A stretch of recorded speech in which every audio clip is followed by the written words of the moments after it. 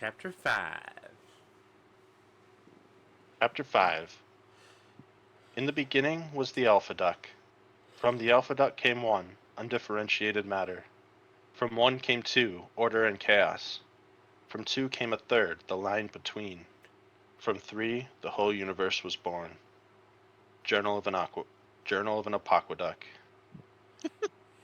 Peter wakes up on a couch. The sun is shining through the curtains. Mark is snoring on a chair. He smells coffee brewing in the kitchen. Douglas walks in. "Hey, you're awake," said Douglas. "Yeah, I had the strangest dream. I was floating in darkness and a huge duck told me something important, but I can't remember what it was," said Peter. "I wouldn't worry too much about remembering. If it's important, it will come up again," said Douglas.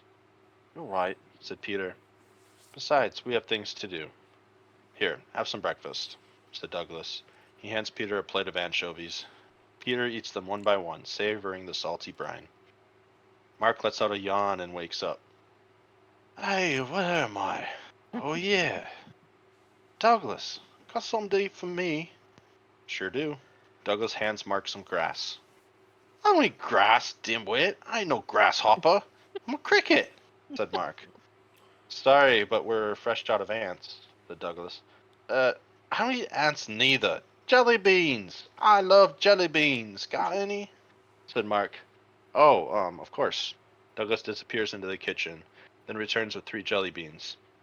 Mark looks delighted and eats them bite by bite. "Now that we've had some breakfast, let's take a stroll.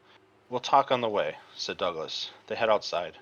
"Peter, where did you see the stone bridge?" "It's not far.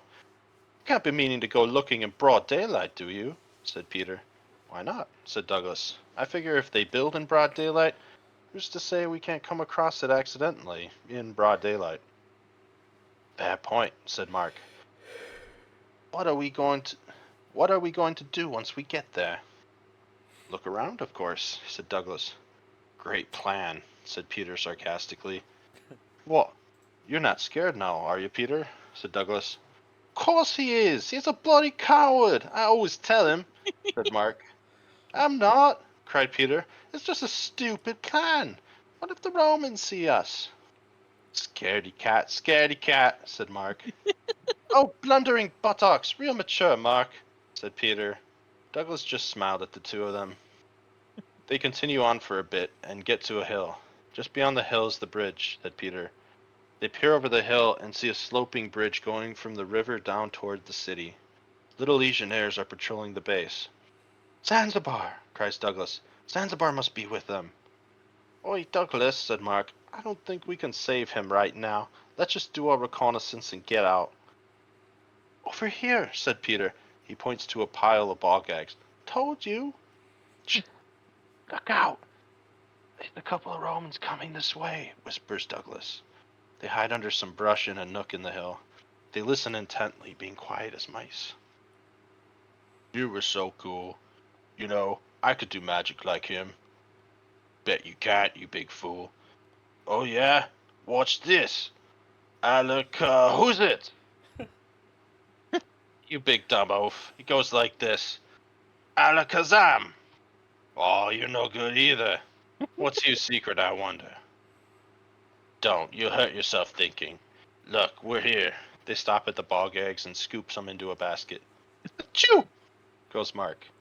"What was that?" "Who's there?" said a Roman. The 3 of them freeze solid, holding their breath. "Hey, in the bush, I can see you," said the Roman. "Come out or we'll be forced to use our magic on you," said the other. "If you don't come out on the count of 3, we'll send fireballs at you," said the first. "1, 2, 3. Alaka-blimey!" A small fireball arcs into the brush, setting a small patch on fire. "Ah! Now come out of the brush," said the second Roman.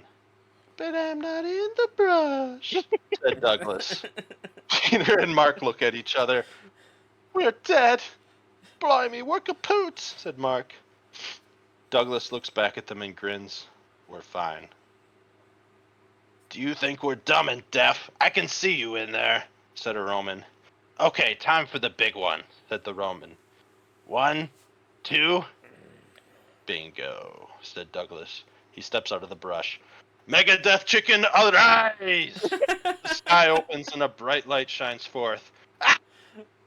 Crunch!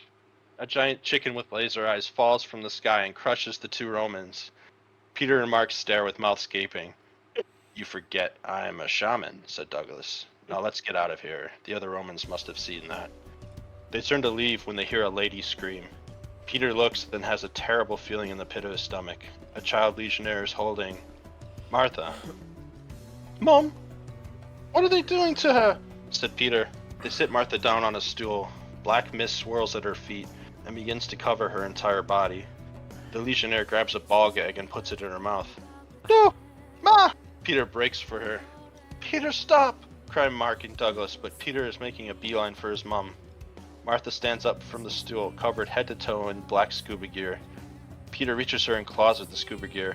Mom, we have to get this off of you, said Peter. He feels himself getting lifted off the ground. Martha is lifting him, and she sets him down on the stool without saying a word. Mom, what are you doing? Said Peter. You are in direct violation of Code 366. Thou shalt not interfere with the creation of aqueducts. How do you plead? Said the child legionnaire. What? Innocent, said Peter. Ah! He feels a stab going through his wing. How do you plead? Stop, please. Mom, do something. Martha looks down at Peter and smiles. Everything is going to be okay, she said. Just give in. How do you plead? Just then Martha shoves a ball gag in Peter's mouth. Good, said the child legionnaire. Black mist begins to swirl around him. The last thing he sees is his mother smiling at him, her eyes full of glee.